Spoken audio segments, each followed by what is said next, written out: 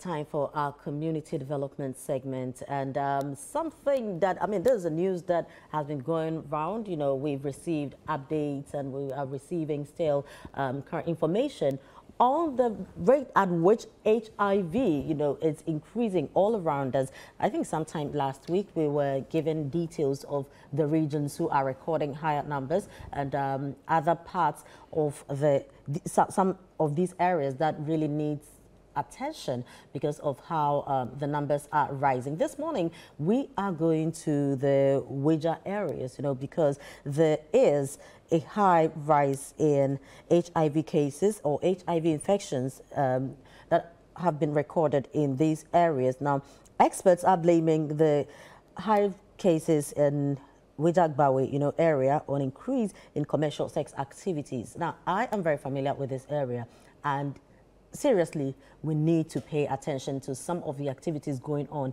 in such areas. Our regional correspondent, Calvis Tete, has a report on this. Let's take a look at it. When we come back, we'll really delve deeper into this and try to find answers from people who matter in the area, and also look at how best we can keep the situation under control. This is Breakfast Daily. We'll be right back. Recent records indicate that over 2,000 people are living with HIV and AIDS in the municipality, ranking it among the top 5 areas in the country for such cases. But AIDS still takes a life away every minute. There are 350,000 in Ghana living with AIDS, with a great number of 85,403 people from Greater Accra. Statistics further reveal that the Weija-Gbawe has a prevalence rate of 3.8%, with 2,569 people in the municipality living with AIDS. Experts attribute the surge to festive and beach activities, along with commercial sex activities in Kaswa and Gomoa Butumburam in the Gomoa East District. Despite these factors, the Municipal Public Health Directorate cites financial constraints impacting education and sensitization efforts. Then the activities that goes on in the municipality, a lot of festivals, the chilling is too much, so people keep coming. During this period, the festivals, people lose track. They lose track. They fail to forget. That is when we meet old friends, and then when we meet old friends, before we realize it has happened. We don't go with something to protect us. But before we realize, we have engaged in risky sex behaviors. So that is what I say. You can see we are also close to Gasaf, which has a lot of beaches around. Homosexuality is identified as another mode of transmission, with men in uniform and long-distance drivers falling within the demographic, acquiring HIV infections. Most significant mode of transmission is heterosexual. That's sexual intercourse among people who are, between someone who is positive and the other is not. That's the most mode of transmission.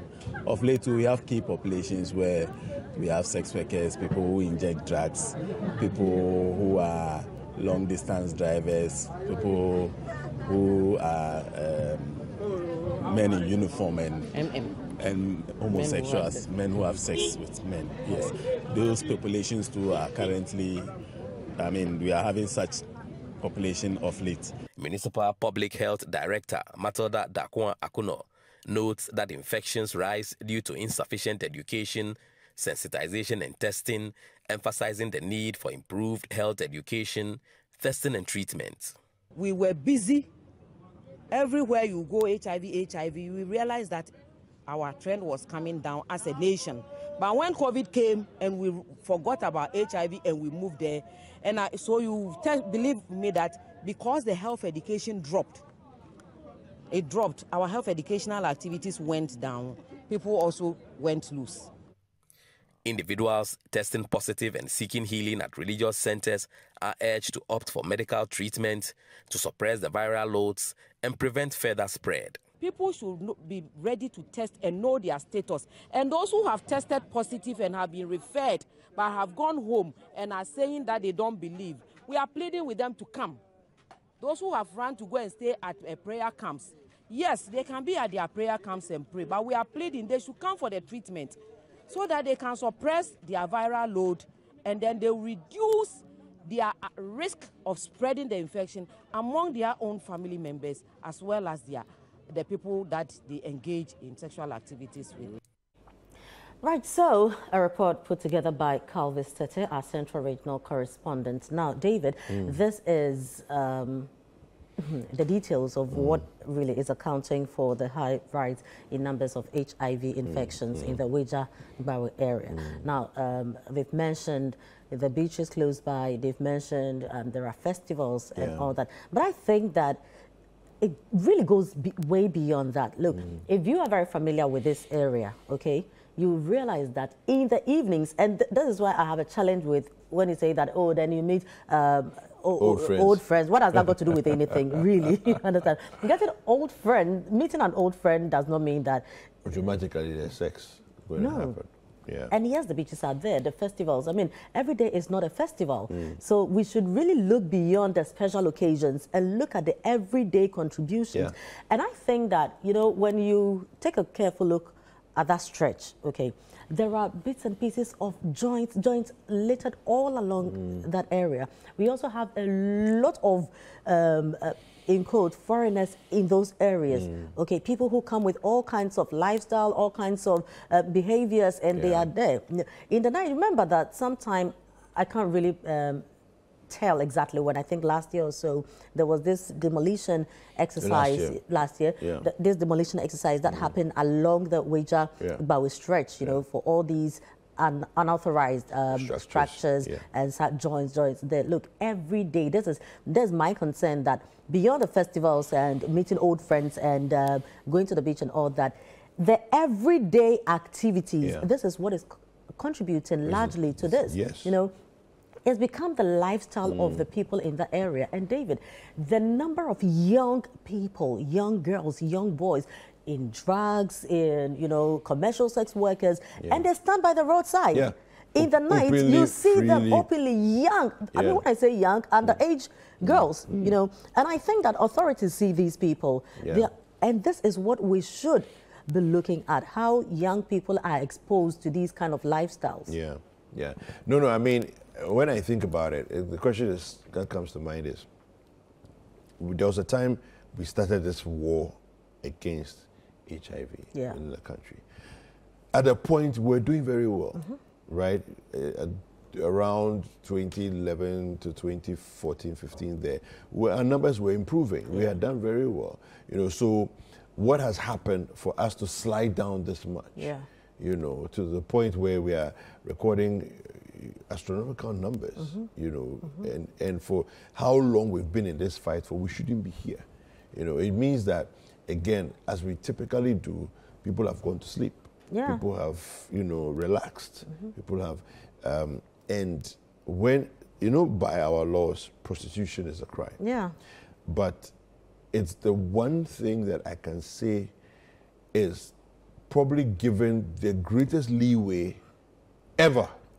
Right? Because the authorities know where those soliciting for sex stand in their night to solicit. They know, right? They know the brothels. Okay, so you go to parts of Circle, you go to parts of La Paz, parts of Domain, parts of different places. You see there are shacks. People know where these brothels are. Okay, and the authorities are aware. But it's like, it's something you can ignore easily. It's happening in the dark, it's happening at night, and so we just leave it. But there's a price to pay. Look, David, and this is growing.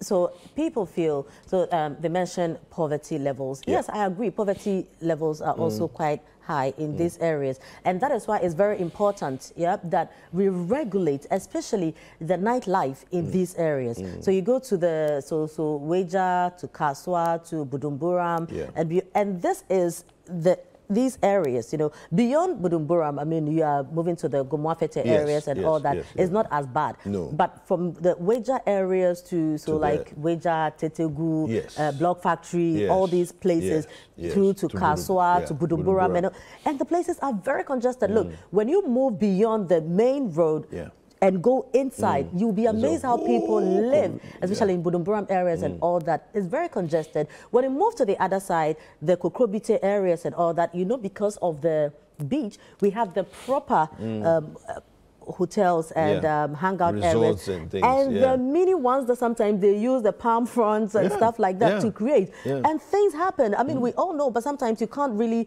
speak to it because you're not an authority. Besides, even if you see, what are you, an ordinary Ghanaian, going to do? And I think if I know some of these things, I really don't want to believe that authorities do not know. So what are we doing? It goes beyond just coming out to talk about it. We are recording high numbers. So, you know, what are we doing about this?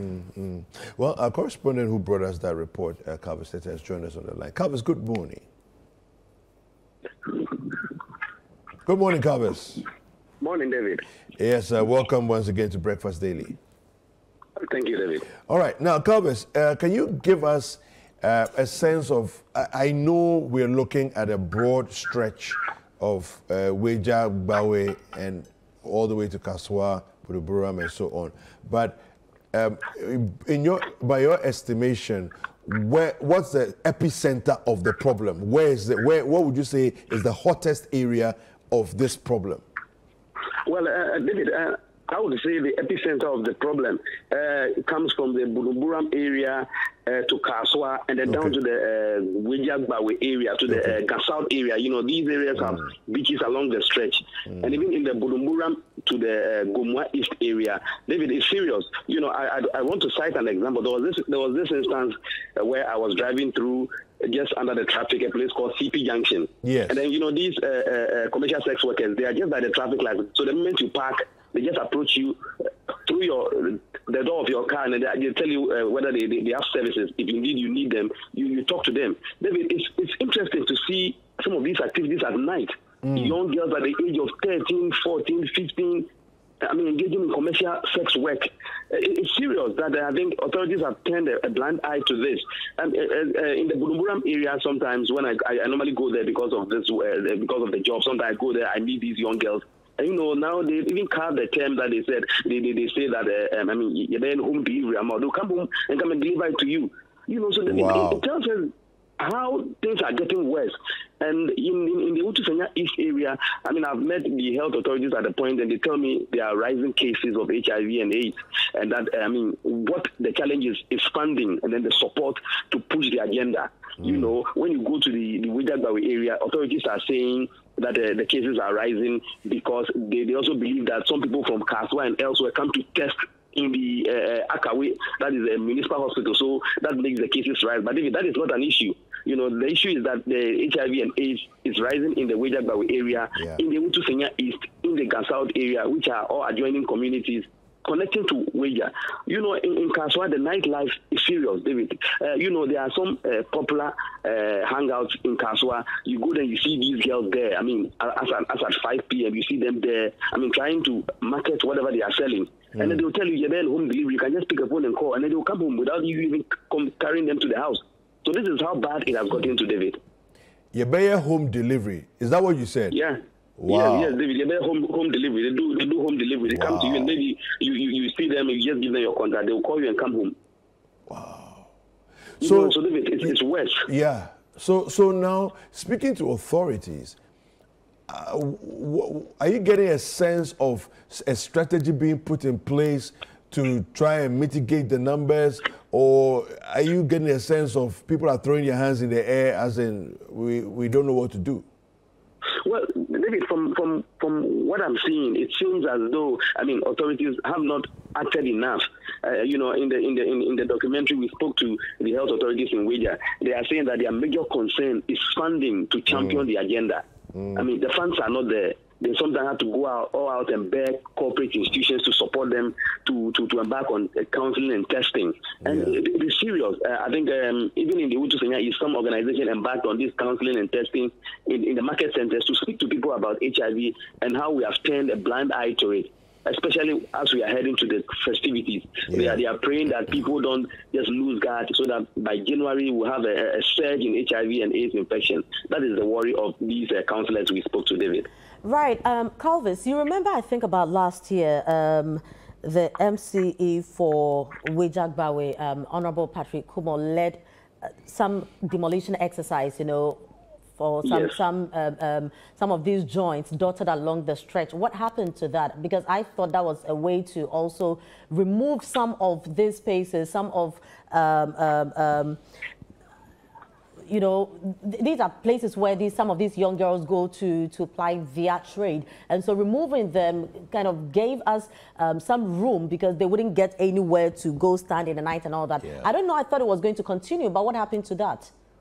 Well, you know, Frema, the MC Patrick Kumo, I mean, sometime last year cleared those portions where there are brothels and all those places there. But then again, the people have come back. They've devised new strategies. And now you see them standing behind the main highway. They stand in small corners where they know people usually pass. So I think it's about time that, I mean, we engage our security services to also be moving these girls from the roadside. It is not good seeing them at night in all the corners. You see them in some corners, you are moving around and they call you and ask you that this is what they are selling. So if you want it, you just tell them and then they come and then deliver the service to you. It is getting out of hand, you know, particularly in the Kaswa area. They went to park by the traffic light. You see the girl standing there. Any woman of your choice, you can just call and then she jumps into your car, you take her home. So I'm asking, why is it that authorities have turned a blind eye to this issue? And, you know, the councillors I spoke to, they are worried that this thing will not end if authorities don't act. And act in the sense that they put in money to champion the cause. That is the major problem here, Freeman. Wow. No, so with this new development, have you spoken to the MC about it, or maybe the MP about it? Well, what are they saying? Well, I spoke to the Weija-Gbawe Minister Chief Executive about the surge in cases, and then he said that, I mean, they are devising new strategies to ensure that, I mean, they curb these activities that is happening in the area. But then again, they also blamed, you know, the springing up of small brothels around that Weija stretch. But he assured that, I mean, they will still go back and then, I mean, demolish some of these structures to ensure that, I mean, these activities stop. But we were also asking, when is this thing actually going to start? Because, I mean, the festivities are near. And as we know, when it's time for Christmas, people go all out and have fun. So that is the worry. Because, you know, I will tell you that if you come to Kaswa, you'll be surprised the kind of girls you see, Ghanaians, Nigerians, Liberians, from 13 years, as little as 13 or 12 years, engaging in commercial sex work. And, you know, and it has actually made them lazy. They don't want to do any other work than sex work. At night, you see them during the day, sleeping in the house. At night, you see them dressed, all dressed, going to town. You see them with all those huge phones. You ask yourself, where do they get money to buy some of these things? And, you know, day in, day out, you see young girls getting themselves into these activities. And interestingly, those who don't want to stand by the roadside, they are the ones who are saying they are doing home delivery. You meet them, they give you their contact, you call them, they come home. Now, what about the issue of drug use among the young men in these areas and also some of the young women as well? Did that also come up? Well, it came up, you know, in the Bujumbura area. I mean, this is an area where people say is the United Nations of Ghana, where you have all sort of nationals, Nigerians, Ghanaians, Liberians, French people, all sort of nationals. So they call it the United Nations, I see. Where you have all of them. You know, there are a lot of activities, selling of drugs. I mean, and you see young girls and boys engaging themselves in these tramor, marijuana and all those things. It's really a cause for worry. I mean, I think it's about time authorities wake up to these issues. Openly, they sell these drugs. And nothing is being done about this situation, Prima. Now, towards the Christmas festivities, did you ask them in terms of security and making sure that we don't record even higher numbers?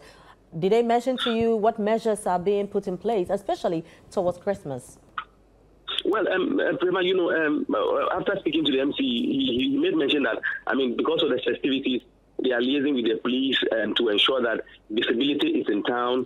They will visit those brothels and some of these big joints along the stretch to ensure that once security is tight, any sort of unusual activities don't happen. So I believe that once they are on this stretch, they will also check these women who are by the roadside, I mean, engaging in commercial sex work. But we are hoping to see that this move will actually materialize, that we'll see them around these communities trying to curb any unforeseen activities. Right. Thank you very much, Calvis. Thank you. All right. So Calvis has given us a broad picture of the problem that is there, but it's a very, very big problem. Look, David, if we really don't do anything about this, it will get out of hand. Because I even think that where we are currently is gotten out of hand already. Yeah. Okay. Because look, these areas are highly populated. Yeah. You know, and it looks like we've just thrown our hands in the air. Nothing really is being done about it. We are, you know, authorities have joined us to complain about it. And this is where the frustration comes in, that what exactly is being done to stop this. Look, these joints, we know them because they are always open in the night. If we really want to address the situation, let's get police people there. Because when you see a young person, in the first place, these are minors engaging in these kind of activities. Now, even for adults, it is a no-no because it's against our laws here in Ghana. You can't engage in commercial sex work. You know, so if you are caught, you will be arrested because this is criminal. You know, but the challenge too is when you have men in uniform also cited, being involved. Exactly. This is so who is really going to check this whole thing? And sometimes I also get the frustration of MCEs and people like that. You know, they will depend on men in uniform to do the needful, but if men in uniform are also complicit in the whole thing, then where are we going? How do we fight this menace? Because one of these days, David, just take a drive, okay, on the Weija-Gbawe High Road through to Kaswa, and you'll be amazed the number of joints. You know, some of them are proper joints and all that, who are doing genuine business. Others are also facilitating activities like these. And I think we really need to open our eyes and concentrate on stopping these kind of activities. It's even going to get worse because Christmas is just around the corner. So if on a normal day we cannot control the people, how do we address this problem during festive occasions where we have other people even coming to these areas, you know, for all the fun activities, the beach areas? And when, look, my concern is the ages of these people, especially the girls. Young girls, sometimes 13. I mean, when you see a child on the street, you can say this is a child. You know, so 13, 14. I mean, we had call this 15, 16. Majority of these people are below 18. Which means that the men who have been involved with them are also criminals. Exactly. So there's high level of crime in this area because they are doing drugs, they are doing sex stuff, and if you are taking drugs and all that, you even do stuff that you don't have your full senses, you know, sharpened to know this is what you are doing. People are taking advantage of people there. People are engaging in all kinds of criminal activities, and really, if we do not pay attention to this, we are breeding a cub that one day will present to us a lion. No, it's a very serious thing. We are trying to reach out to some other leaders within the community to see if they can share with us what their plans are in terms of the next few weeks to months to try and mitigate this problem. It's a very, very serious problem that we have on our hands. I don't know also what happened to all the campaigns that we were doing before, the ABCs, abstinence, be faithful, and condom then condomize. I think the issue is in this country, we all the time, you know, look at one thing and then lose sight of other important things. Now, when COVID came, you remember the health sector was kept also reminding us that there are other things going on. Apart from the COVID. Exactly. So COVID came, we forgot about malaria, we forgot about HIV, everything was on COVID. And I think that it also contributes to things like these. You know, with health issues, we all the time have to spread ourselves across to be able to deal with HIV at the same time. Look, now we are talking kidney problems and dialysis and all attention is on dialysis. Okay, we are now not paying attention to COVID, but COVID is still in the system. It's still there. You know, HIV is still there. It hasn't gone anywhere and will not go anywhere. Exactly.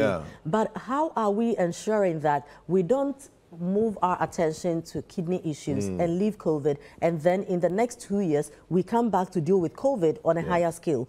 How are we ensuring that we are not talking COVID today and in a few years or in some few months we now have bigger challenges with HIV? So I think it's very important that when it comes to health, whilst we are talking about dialysis matters, while we're talking about COVID, let's also not forget about malaria. Let's also not forget about tetanus. Let's also not forget about HIV. There are other things that we need to all the time keep, especially with HIV, because it's more of a lifestyle disease. Okay, so the moment we forget it's a about disease by choice. Absolutely, because it's your lifestyle that will let you contract this. I mean, there are people who genuinely fall victim to HIV through no fault of theirs, because transfusion and sharing of sharp objects and all this will give you, but predominantly is sexually. Okay, so if things like this are going on, so you will lead a very faithful life, but your partner is being very careless. They go and bring this to you. But most of the time is the way people live their lives carelessly, you know, engaging in all kinds of sexual activities and with multiple partners. And I mean, what is going on? If you're a sex worker, really, what do you think? No, we need to do better. We need to bring back the campaign strongly, you know, to make people aware. Because you see, there's maybe also not any fault of theirs, in a sense that there's a whole generation that did not benefit from the advocacy at its highest peak when we're doing it. And David, beyond advocacy and all, look, poverty will drive you into all kinds of things. True. I know I'm not supposed to do this. I know these are the risks if I decide to engage in these activities. But I must eat. Should I die? I must wear clothes. And I'm a young woman. Steal. Exactly. So I will use what my mama gave me for to get what I need. Absolutely. You know, so in addressing some of these issues, how are we engaging young people in these areas? Look, we are talking about the wage areas because of poverty levels, because people are jobless, people need to survive, people are frustrated. So I think this is a broader conversation to be had, you know, beyond advocacy. Yes, you tell them stealing is bad, engaging in commercial sex is bad. Agreed.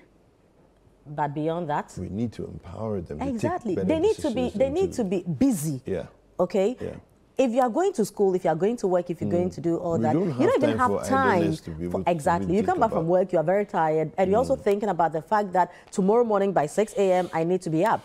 But if you know I'm not going anywhere, I'm not doing anything, I can afford to go to bed at 2 a.m., wake up at 10 a.m., continue with whatever it is I'm doing. So it's very important that, look, let's look at how to engage these young people, you know, in these areas. Let's find something for them to do. I mean, this goes beyond just people talking about it, just expressing frustration, to really addressing, because if you just go stand there to use microphone to talk to the people and then you go home and sleep, the problem is still that you've not really done anything.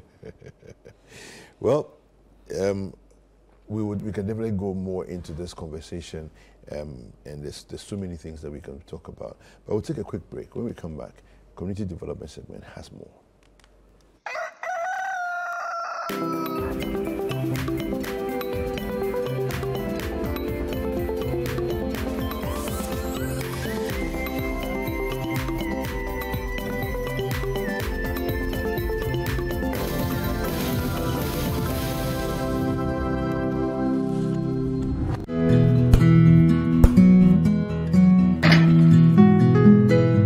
Is the neighborhood I'm having my twins. The very reason why I took it for us. See, the price is very good and it's spacious to contain all of us. Alphabet City. Now I'm a landlord. I don't pay rent. And my Airbnb business is booming. To me, Pamini, bank and I'm Alphabet City. The pension pay me 20%. The payment plan, I want to share my man. Just say, very smooth. This is a healthy place to raise our families and creating peace. Come on, be my neighbor. Alphabet City, the ABC of Home Sweet Home. Alphabet City is a classy and peaceful gated community in Sakumono. We have 24/7 top-notch security and high-quality access roads. We have 3 bedrooms and 2 washrooms, 3 bedrooms and 3 washrooms with boys' quarters. We have 3 bedrooms and 4 washrooms. We have 2 bedrooms and 2 washrooms, all with beautiful kitchens and kitchenettes. Call Alphabet City on 0240-111119 or 050-44-99999. Alphabet City, the ABC of Home Sweet Home.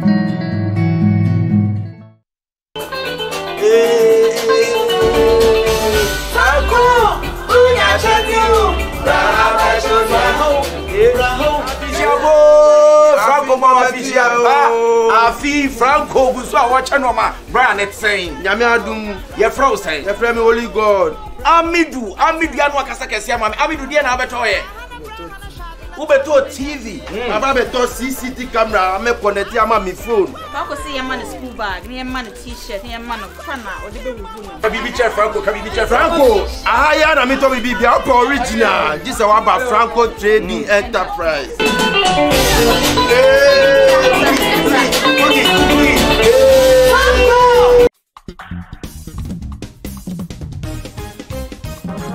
Get ready for a time like never before. Joyful Way Incorporated invites you to Explosion of Joy 2023.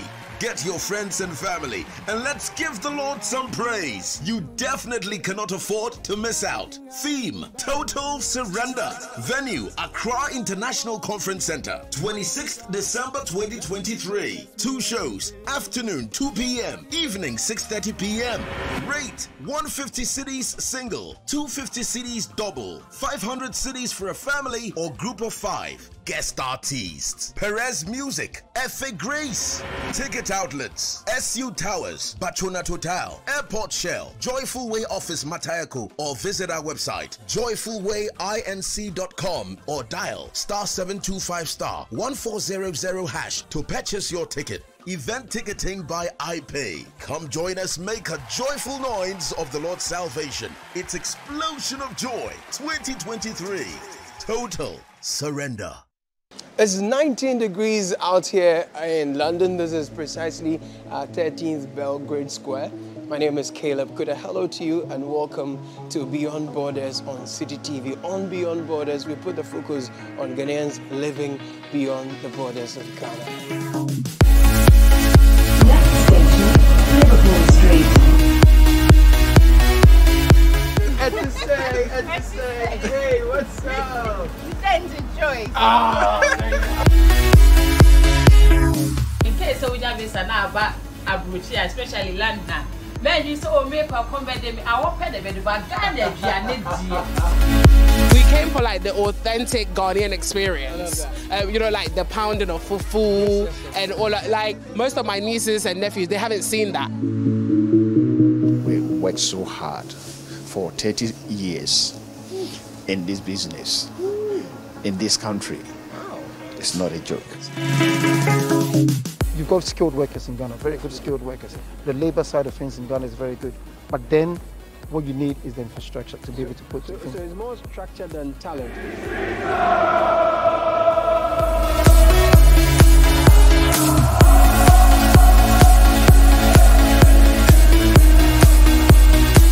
What's up this evening?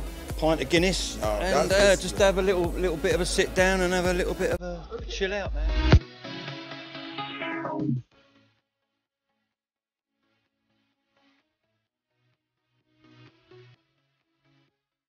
Beyond Borders is proudly sponsored by Bethel Logistics and Pay Angel.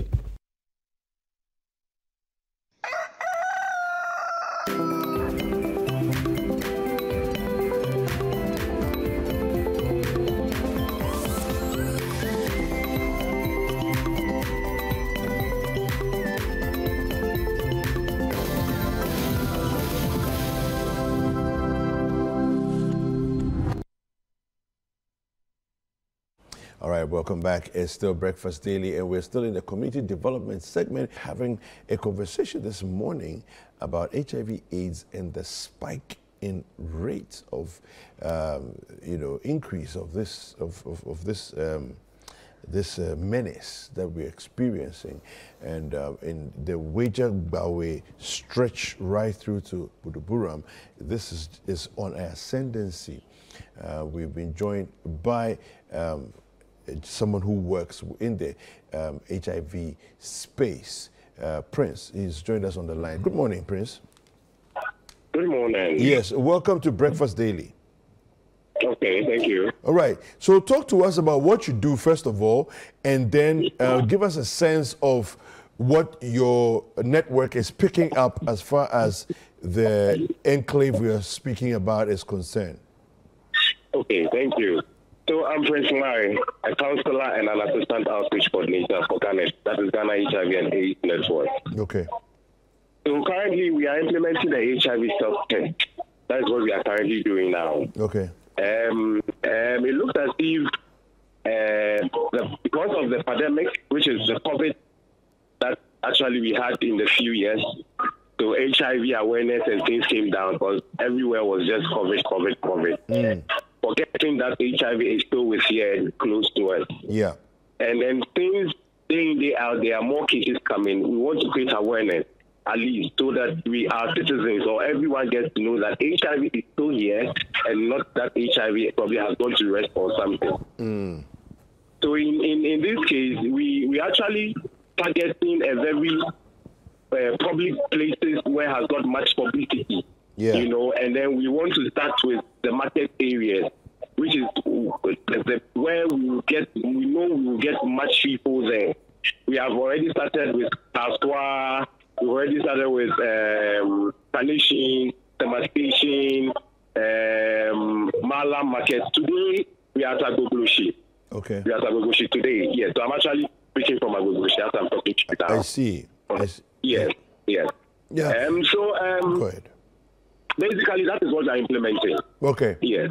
Now, in terms of the rollout, of systems to try and drop them, get the numbers to drop, how are you foreseeing that the self-testing promotion of, self-testing kits will do this?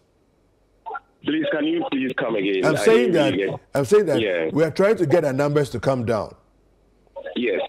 How are you envisaging that the distribution of these self-test kits will help in this area? Okay. All right. So a lot of people have got issues with stigma, which we all know. They have problems with going to the facilities to check for their HIV status. Okay. Because they might think maybe when they get there, they're going to meet a schoolmate, a family member, a relative, or anyone. Okay. Yes. In other words, the person rather would want to keep it and die with it. So self-test actually came in for privacy, for convenience, for confidentiality purpose, and a quick result. Okay. So in this self-test, when you test yourself, we are in the office. We get your contact, we call you. We make sure we give you good counseling, whether being negative or positive. We let you know what you need to do. Yeah. Okay. When you are positive, we ask you for the nearest clinic or facility that is close to you. Okay. If you think you would want to go to a facility that is close to you, fine. If you don't want it, you want somewhere that is far to, we'll talk to you. And then we just link you to an HIV in charge there in that facility. So it becomes easy. You just go there, you go for your confirmatory test, then if it proves positive there too, then treatment to just start. So it wouldn't be as if you are now going to start the whole procedure again as you are going to now come, I want to get an HIV test, because you are already done with the first phase. You're only going for the second phase, and you see what happens next. Okay. Now, at what point do you, as a network, do you have an estimation of how long you will take to get enough test kits into the hands of individuals within the communities that you're targeting that will actually make the impact and we'll start seeing numbers coming down? I think I didn't get that one also clearly. Sorry about that. No, it's fine. It's fine. I'm saying that as a network, do you have an estimation of how long you think it will take to distribute enough test kits for us to start seeing impact? We really do not have any estimation. Okay. It is something new, so we want to make it available. Hopefully from next year, it will be in some of the pharmacy. Okay. Okay, but I think the pharmacies will be sold. But ours is not sold. Ours is free. It's free. Okay. Ours is just, probably you just have to contact the secretariat or contact our numbers and just request. One is entitled to two, maybe you and your spouse. Okay. It's either it will be delivered to you at your location, but you're just going to pay for the delivery, but you don't pay for the test kit. If you want to pass by the office to pick it up for yourself, you can. We have enough test kits for the citizens. Okay, so this is going to run through. Even next year, it's still going to be there. So we really do not have much, we don't have that estimated amount or quantity. All right. So when you say people can pass through your office, where is your office so that those who are watching? Okay, so our office is currently located at North Kanishin. Okay. Those that knows Mother's Inn, it's just next two buildings after Mother's Inn. Okay. So if you are from Polyclinic, it's before the roundabout, and that is the Udome roundabout. And Okay. from the Udome roundabout is after the Udome roundabout. Oh, okay. All right. Yes. Right. Prince, thank you very much for You're so speaking to us. welcome. All You're right. so welcome. Yeah. So that was Prince Nmai. He is he works with the Ghana HIV and AIDS Network. People are doing, their bit.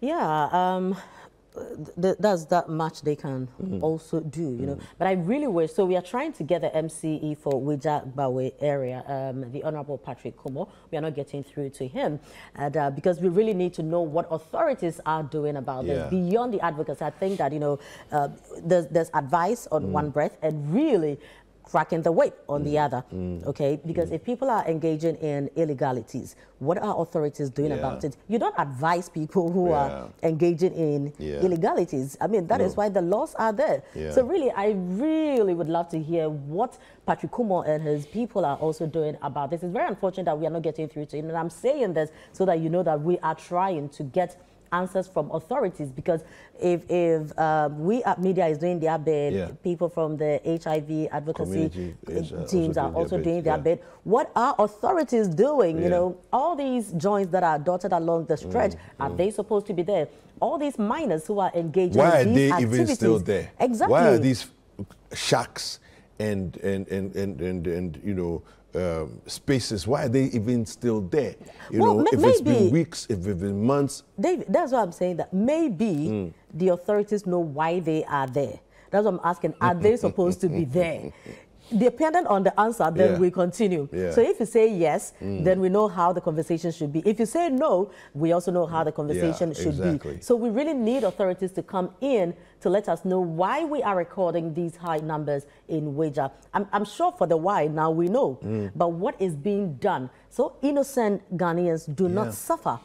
So you are just going there to buy food, to get something, you want to just hang out, and because of all this insecurity stuff going on, you get maybe your phone snatched, you get your bag snatched. I mean, you just feel not safe enough to stand outside to do these things. And I think we really need to know what authorities are doing, especially towards the festive season, when we know that we are still going to have a lot of people come around, because such occasions, record high numbers of party lovers and revelers, trying to also make the most of the period. Well, as of now, we haven't been able to raise him on the line, but we definitely need to do that and bring you some updates regarding what it is that authorities are doing